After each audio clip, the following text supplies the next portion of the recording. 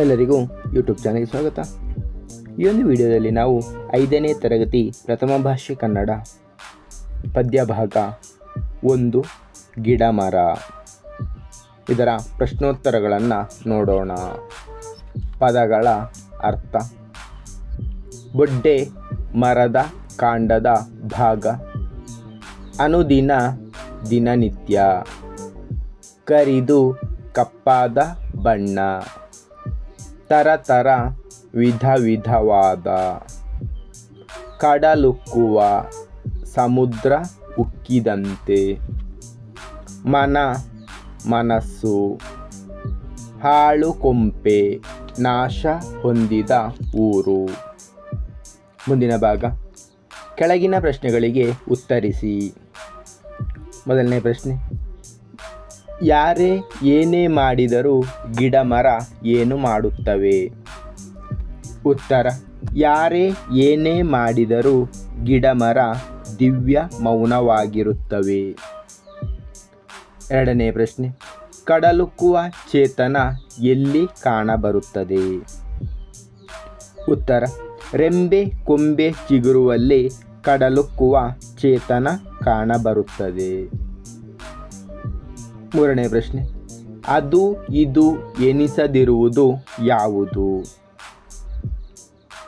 ಉತ್ತರ: ಅದು ಇದು ಎನಿಸದಿರುವುದು ಎಲ್ಲವನ್ನೂ ಮೀರಿ ನಿಂತ ಗಿಡ ಮರ. ನಾಲ್ಕನೇ ಪ್ರಶ್ನೆ: ಗಿಡ ಮರಗಳು ಹೇಗೆ ಬೆಳೆದು ಅರಳುತ್ತಿವೆ?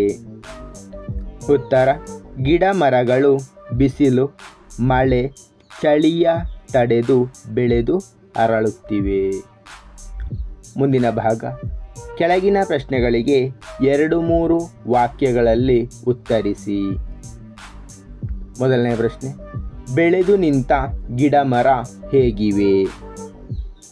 ಉತ್ತರ: ಬೆಳೆದು ನಿಂತ ಗಿಡ ಮರ ಕಪ್ಪು ಬಣ್ಣದ ಬೊಡ್ಡೆಗಳು, ಹಚ್ಚ ಹಸಿರು ಎಲೆಗಳು, ನಾನಾ ಬಣ್ಣದಿಂದ ಕೂಡಿದ ಹೂಗಳಿಂದ ಅಲಂಕೃತವಾಗಿವೆ.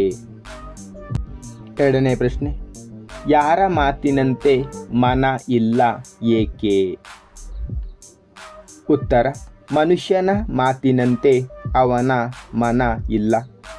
ಅವನ ಮನಸ್ಸಿನ ತುಂಬೆಲ್ಲ ಕೇವಲ ವರ್ಣ, ಜಾತಿ, ಧರ್ಮ ಮುಂತಾದವುಗಳ ಹೀನ ವಿಚಾರಗಳು ತುಂಬಿಕೊಂಡಿವೆ.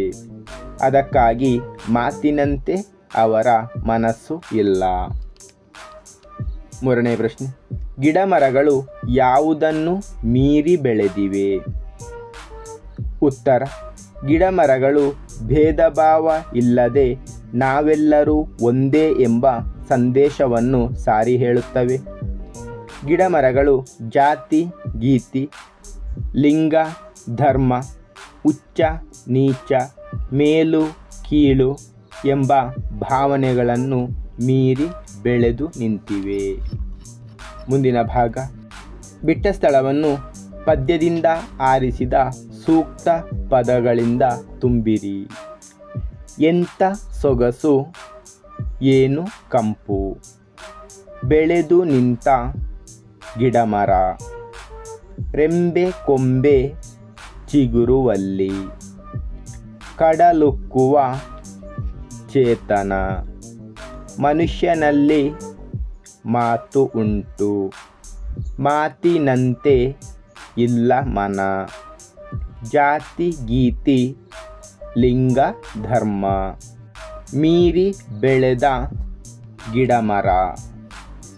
ಮುಂದಿನ ಭಾಗ: ಕೆಳಗೆ ಕೊಟ್ಟಿರುವ ಪದಗಳಲ್ಲಿ ಗಿಡ ಮರಗಳಿಗೆ ಮತ್ತು ಮಾನವನಿಗೆ ಸಂಬಂಧಿಸಿರುವ ಪದಗಳನ್ನು ಪ್ರತ್ಯೇಕವಾಗಿ ಪಟ್ಟಿ ಮಾಡಿ. ಕೊಟ್ಟಿರುವಂಥ ಪದಗಳು: ಬೊಡ್ಡೆ, ಮಾತು, ಅವನು, ಮನ, ಹಸಿರು, ಧರ್ಮ, ಚಿಗುರು, ಜಾತಿ, ಹೂವು, ಕೊಂಬೆ, ಅವಳು, ರೆಂಬೆ.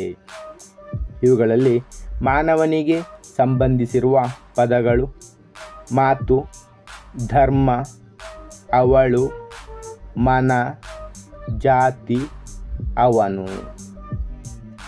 ಗಿಡಮರಗಳಿಗೆ ಸಂಬಂಧಿಸಿದ ಪದಗಳು: ಬೊಡ್ಡೆ, ಹಸಿರು, ಚಿಗುರು, ಹೂವು, ಕೊಂಬೆ, ರೆಂಬೆ.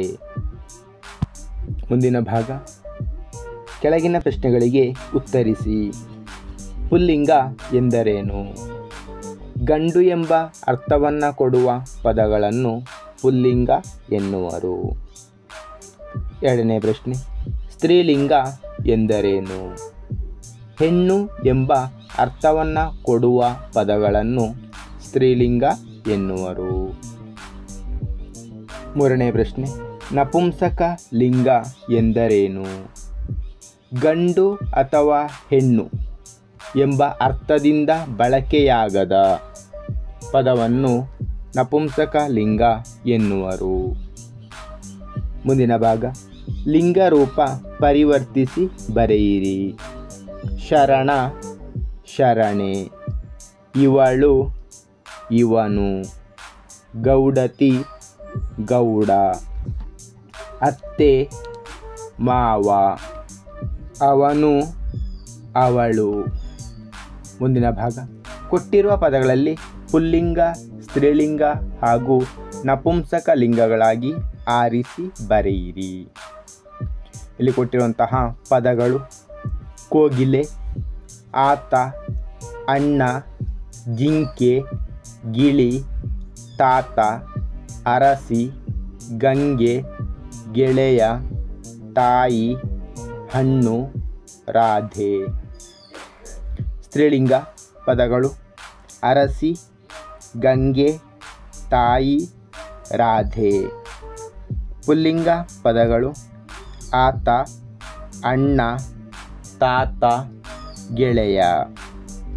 ನಪುಂಸಕ ಪದಗಳು: ಕೋಗಿಲೆ, ಜಿಂಕೆ, ಗಿಳಿ, ಹಣ್ಣು. ಮುಂದಿನ ಭಾಗ. ಭಾಷಾಭ್ಯಾಸ. ಕೆಳಗೆ ನೀಡಿರುವ ವಾಕ್ಯಗಳನ್ನು ಆವರಣದಲ್ಲಿ ನೀಡಿರುವ ಪದಗಳಲ್ಲಿ ಸೂಕ್ತವಾದುದನ್ನು ಆರಿಸಿ ಪೂರ್ಣಗೊಳಿಸಿ. ಮೊದಲನೇ ವಾಕ್ಯ. ಬೆಳದಿಂಗಳ ರಾತ್ರಿಯಲ್ಲಿ ಚಂದ್ರನಿರುವ ಡ್ಯಾಶ್ ನೋಡುವುದೇ ಆನಂದ.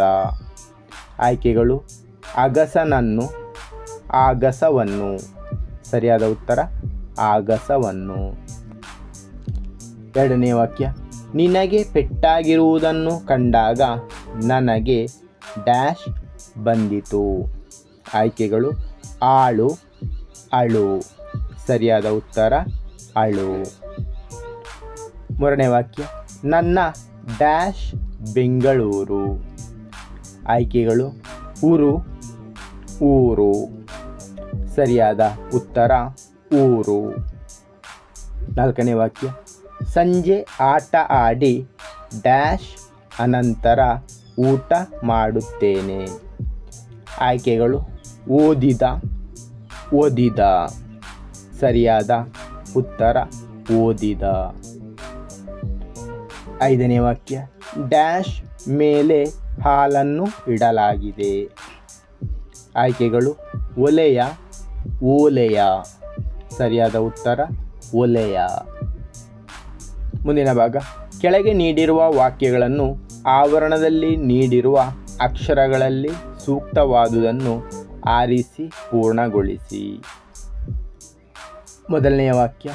ಡ್ಯಾಶ್ ವೇರಿ ಡ್ಯಾಶ್ ತಗಿನ ಭಾಗಮಂಡಲದ ಬೆಟ್ಟದ ಬಳಿ ಡ್ಯಾಶ್ ರಿದಾಗಿ ಹುಟ್ಟಿ ಡ್ಯಾಶ್ ಳಗೆ ಹರಿಯುತ್ತದೆ.